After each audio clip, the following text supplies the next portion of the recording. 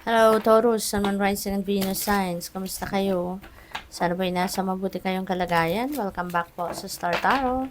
Kung bago kayo dito, welcome din kayo. Thank you for your support. I truly appreciate it. God bless you all po.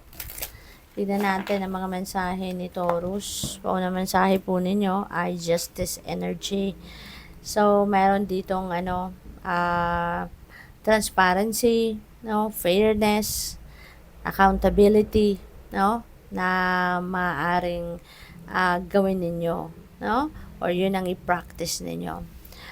Justice will be served as well for some of you. Baka mayroon kayong pinaglalaban dyan sa korte man or kahit saan sa trabaho, yung mga ganon. You can expect, no, that mapagtatagumpayan ninyo yan. You can expect that that the decision, no, of the court or kung ano mga institution will be in your favor. Kaya magiging mas maayos na maganda na ngayon ang pakiramdam ninyo. So, what else we have? Wow, napakaganda. 9 of Cups. This is a time for happiness and joy, success, financial abundance, prosperity. Meron kayo dito mga bagay na ma-achieve na, di ba? Wishes are coming true as well. So, there could be a lot of blessings coming your way. No? Kitang-kita yung dalaga, diba? Sitting pretty, nakaupo. Nasa likod niya, no? Yung mga cups, they are full. At kaya siya sitting pretty na lang kasi kung ano yung kailangan niya, ano yung gusto niya, ay nandiyan dyan na, ini-enjoy na niya, kasama na niya. Kumbaga, no? Na-achieve na niya. So, maaaring ganyan na magiging sitwasyon ninyo. 3 of Wands. Ayan. So, magta-travel ang iba sa inyo rito. This could be international travel. No? At maaaring yung travel na yan could be related to trabaho, expansion ng pag-aaral, expansion ng negosyo, pwedeng meron dang pasyal, no, sa inyo, baka mamamasyal lang kayo, pwedeng ganon. And maganda rin dito, no, sa 3 of Wands. This is good fortune energy. Kaya, since this 3 of Wands is also an implementation energy ng mga plano ninyo, so pwedeng ngayon, siswertehin kayo, no, sa pag-i-implement ninyo ng mga plano ninyo kasi nandito yung good fortune energy, nandito yung good luck energy. So, you can expect na pwedeng maging smooth sailing talaga yung pag-roll out ninyo ng plano ninyo rito, or you can expect success sa kung ano man ang mga gagawin ninyo, no? So, good luck sa iyo dyan. What else? We have 5 of Wands in reverse. So, this is good. Kung meron man kayo rito hindi pagkakaintindihan with a group of people, diskusyon with a group of people or with another person, now is the time na magkakaayos na kayo. No? Mahahanap nyo na yung solusyon sa kung ano man ang pinag-aawayan ninyo. Maybe you are going to, decide na mag-compromise na lang kayo para na magkabati na kayo, magkaayos na kayo ng mga ito. No? Para mawala na yung, yung tension, mawala na yung conflict between you and other people. So, pwedeng meron na kayo rito, baka magko-cooperate na kayo sa bawat isa, at yun nga, baka kailangan mag-compromise. So, go for it. What else?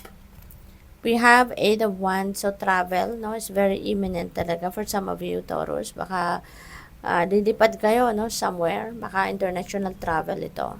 At you need to be ready for anything. Okay? You need to be physically, mentally, emotionally fit and ready. Kasi, fast-moving energy. So, pwedeng anything's possible, 'di ba? And anything could be happening, 'di ba? Pwedeng lalarga agad kayo, 'di ba? Agad-agad pwedeng utusan kayo ng boss ninyo na, o sige, ikaw na pumunta doon, ganito, ganyan, 'di ba? Or pwedeng agad-agad, pwedeng kayo makakapag-isip na, napagod na ako, gusto ko na magpahinga, gusto ko na magbakasyon. So, go kayo. 'Di ba? So, anything is possible dito, kaya dapat lagi lang kayong ready for anything. Okay?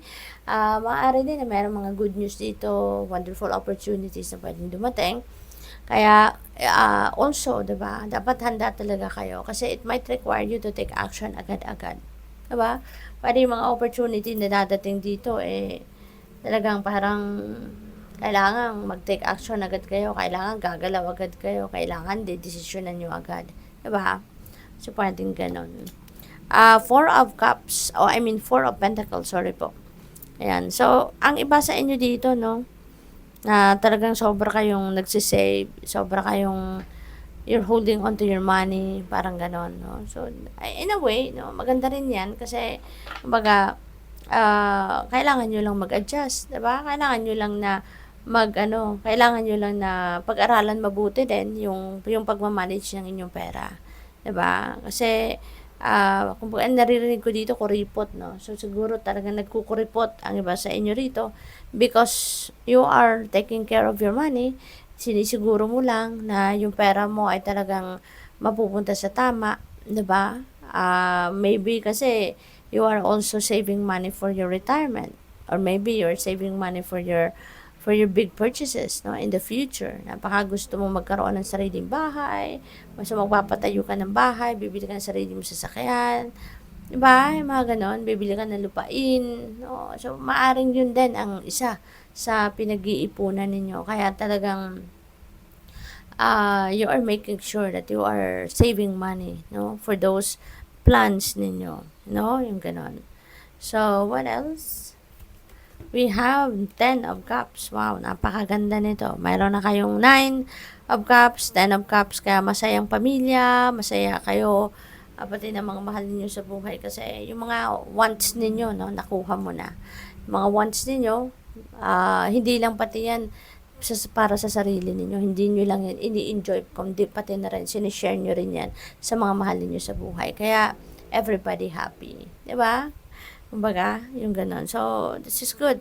Pwede rin, ang iba sa inyo dito, baka yung travel ninyo, baka kasama mo yung pamilya ninyo. Kasi baka, parang merong getaway ba, no? Baka magbi-beach kayo, or baka mag-abroad kayo, magpapasyal kayo abroad, no? At maaaring kasama mo yung inyong pamilya, no?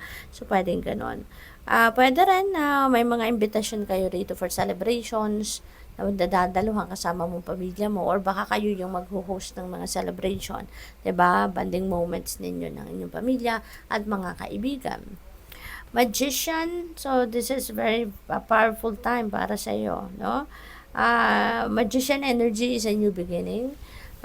May fresh start ditong gagawin kayo, and this could be related to taking action towards your dreams, taking action towards realization of your heart's desires, no? Kasi pwedeng, kung dati nagpo-procrastinate kayo gawin ang isang bagay na pinapangarap ninyo, baka ngayon mapapawi na yun, no? Sa ngayon, magdidesisyon na kayo na it's time for you to go for it. It's time for you to take action para, kumbaga, unti-unti na makalapit na kayo doon sa kung ano man ang dreams ninyo or kung ano yung goals ninyo. Kaya, good luck.